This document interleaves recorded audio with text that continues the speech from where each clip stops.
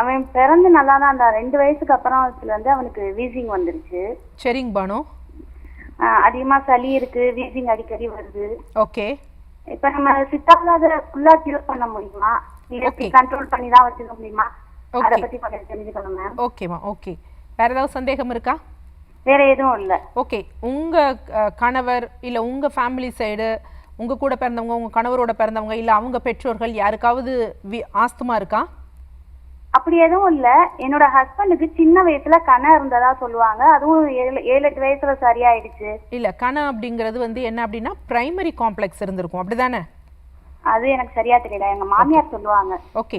வேற யாருக்கும் முடக்குவாதம், சொரியாசிஸ் எதுவும் இருந்தது கிடையாது? இல்ல, அந்த மாதிரி எதுவும் கிடையாது. வெஜிடேரியனா நான் வெஜிடேரியனா? நான்வெஜ் தான். நான்வெஜ். ஸோ 2 வயதுல ஃபர்ஸ்ட் உங்க பையனுக்கு வந்தது பாத்தீங்களா? அப்ப எடுத்தோடனே வீசிங் மாதிரி வந்ததா இல்ல என்ன நடந்தது? சளி பிடிச்சிருந்துச்சு. ஓகே. அந்த 2 விழா எலும்பும் அப்படியே உள்ள போயிட்டு வந்துச்சு. ஓகே. இப்போ அடிக்கடி சளி பிடிக்குதா? சளி அதாவது நான் பார்த்து வச்சுக்கிட்டா சளி பிடிக்காது. அந்த பச்சை தண்ணி குடிச்சாலோ, கூல் ட்ரிங்க்ஸ், ஐஸ்கிரீம் இந்த மாதிரி சாப்பிட்டாலோ வந்துருது. இல்லை, இந்த பச்சை தண்ணி அப்படிங்கிறது நார்மல் ரூம் டெம்பரேச்சருக்கு இருக்கிறது, பிரச்சனை கிடையாது. இந்த கூல் ட்ரிங்க்ஸ், ஐஸ்கிரீம் இருக்குங்க பார்த்தீங்களா, அது கொஞ்சம் ஒதுக்க வைக்கப்பட வேண்டிய ஒரு விஷயம் தான். இப்போ உங்களோடது ஒரு தாயா என்ன அப்படின்னா, பையன் வந்து இன்ஹேலர் மட்டும் தான் யூஸ் பண்றாரு, வேற ஸ்டீராய்ட்ஸ்லாம் எதுவும் யூஸ் பண்ணல. வெறும் நெப் மட்டும் வைப்போம். டெனிபிலின்னு ஒரு டேப்லெட் கொடுத்தேன். வேற எதுவும் பெருசா எதுவும் எடுத்துக்கல இன்னும். ஓகே.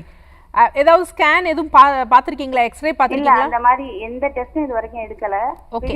இது வரைக்கும் உங்க பையனுக்கு நீங்க ஸ்டீராய்ட்ஸ் கொடுக்கல அப்படின்னா கண்டிப்பாக பையனை வந்து நம்ம ரிவர்ஸ் பண்ணி கொண்டு வர முடியும். ஓகேவா? ஃபர்ஸ்ட் விஷயம் ஒன்று புரிஞ்சுக்கணும். குழந்தைகளுக்கு வந்து என்ன, குழந்தைகள் காலம் அப்படிங்கிறது கப காலம். ஓகேவா?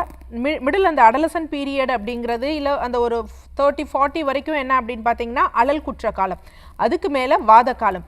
இந்தந்த காலங்களில் அந்தந்த சார்ந்த நோய்கள் வந்தது அப்படின்னா அது பெருசாக உங்களுக்கு பிரச்சனை பண்ணாது, நம்ம ரிவர்ஸும் பண்ணிடலாம். ஸோ இப்போ இவங்க பார்த்தீங்கன்னா கப காலத்தில் இது கபக்குற்றமாக வந்து இருக்குது. ஸோ இந்த நேரத்தில் நம்ம ஈஸியாக நம்ம வந்து ரிவர்ஸ் பண்ணி கொண்டு வரணும். ஆனால் நம்ம குழந்தைகள் பழம் அந்த மாதிரிலாம் சாப்பிடணும். இயற்கையான குளிர்ச்சி குழந்தைகளுக்கு ஒன்றும் பண்ணாது.